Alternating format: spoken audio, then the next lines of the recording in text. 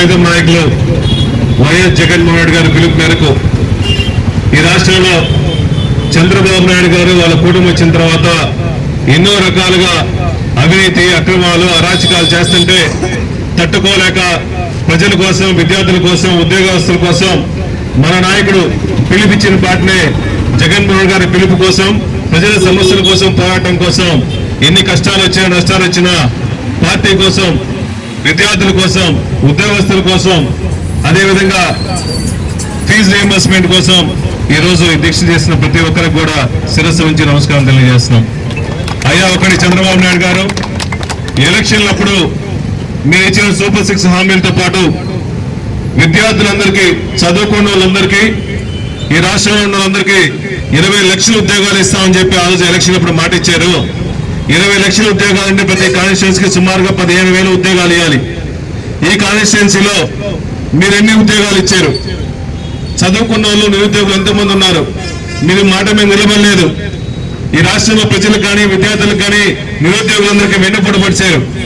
At least నిరుద్యోగులు కల్పించాల్సిన బాధ్యత మీకుంది కాబట్టి మేము వైఎస్ఆర్ కాంగ్రెస్ పార్టీ తరఫున ప్రజల తరఫున విద్యార్థుల తరఫున నిరుద్యోగుల తరఫున మేము డిమాండ్ చేస్తున్నాము.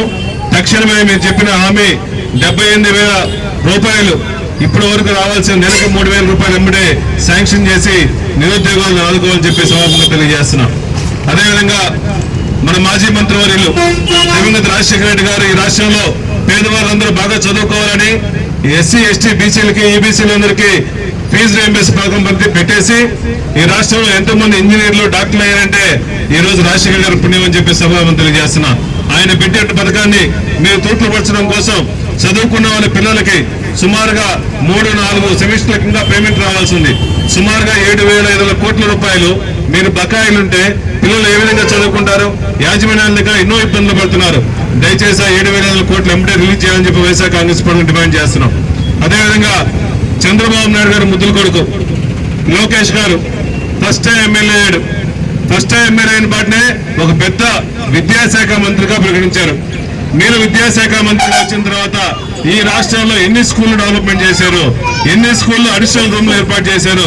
అట్లీస్ట్ మహిళా పిల్లలకు కూడా వాళ్ళు బాత్రూములు కట్టించుకునే పొజిషన్ లేకుండా మీరు ఉన్నప్పుడు ఇంకా రాష్ట్రాన్ని ఏ విధంగా వెళ్తారు? అయ్యా విద్యాశాఖ మంత్రి గారు మీ టైంలో ఈ డిఎస్సి కార్యక్రమం చేశారు. అది డిఎస్సి కాదు, డగా డిఎస్సి. గతంలో ఎప్పుడు లేని విధంగా మీరు క్వశ్చన్ పేపర్ లీక్ చేశారు. 2% రిజర్వేషన్ స్పోర్ట్స్ కోటాని 4% రిజర్వేషన్ చేశారు. మళ్ళా మేము ప్రశ్నించిన తర్వాత ఆ జీవోను క్యాన్సిల్ చేసి మళ్ళీ 3% పెట్టారు. ఇవన్నీ అవకతవకలు మీ టైంలో జరిగినాయి కాబట్టి మీకు కనీసం 3,50,000 మంది నిరుద్యోగులు చదువుకుని ఉద్యోగాలు రాస్తుంటే ఇన్ని అవకతవకలు జరుగుతున్నప్పుడు మీకు కనీసం బాధ్యత లేదా? మేము వైఎస్ఆర్ కాంగ్రెస్ పార్టీ డిమాండ్ చేస్తున్నాము. తక్షణమే లోకేష్ గారు రాజీనామా చేయాలి. అందరికీ ఈ రోజు డిఎస్సీలు ఎగ్జామినేషన్ అందరికీ న్యాయం చేయాలని చెప్పేసి వైఎస్ఆర్ కాంగ్రెస్ పార్టీ డిమాండ్ చేస్తున్నాం. అదేవిధంగా ఈ రాష్ట్రంలో ఎన్నో సమస్యలు ఉన్నాయి. ఎన్ని సమస్యలు ఉన్నా వాళ్ళు పట్టించుకోరు. వాళ్ళ పబ్లిసిటీ కోసం మొన్న పొగాకు రైతుల కోసం దేవరపల్లి జగన్మోహన్ రెడ్డి గారు వస్తే ఆ మంచి ప్రోగ్రాం పెడితే సుమారుగా 50,000 60,000 మంది జనాభా వస్తే ఒక ఇడ్లీ కొట్టు వాళ్ళు చిన్న సమస్య వస్తే అది ఫోకస్ చేస్తారు తప్ప ఇంకేం ఫోకస్ చేసేలేదు. అది కూడా కావాలని చెప్పేసి ఒక అమ్మవారి బొమ్మను కింద పడేసి వాళ్ళే తొక్కేసి వాళ్ళే పగలగొట్టేసి వైఎస్ఆర్ కాంగ్రెస్ పార్టీ కార్యకర్తలు ఈ విధంగా చేశారు. జగనాలందరూ వ్యతిరేకంగా ఉన్నారు జగన్మోహన్ రెడ్డి గారికి అని చెప్పేసి ఒక పేర్లు వెళ్తున్నారు. అయ్యా ఒకటి గుర్తుపెట్టుకోండి, చంద్రబాబు నాయుడు గారి వాళ్ళ కూటమి కానీ అయిపోయింది. మీ టైం అయిపోయింది. ఈ రాష్ట్ర ప్రజలందరూ మిమ్మల్ని బలాయించే పొజిషన్ లేదు. మళ్ళా జగన్మోహన్ గారి నాయకత్వం వస్తే రాష్ట్రం మొత్తం సస్యశ్యామంగా ఉంటుంది.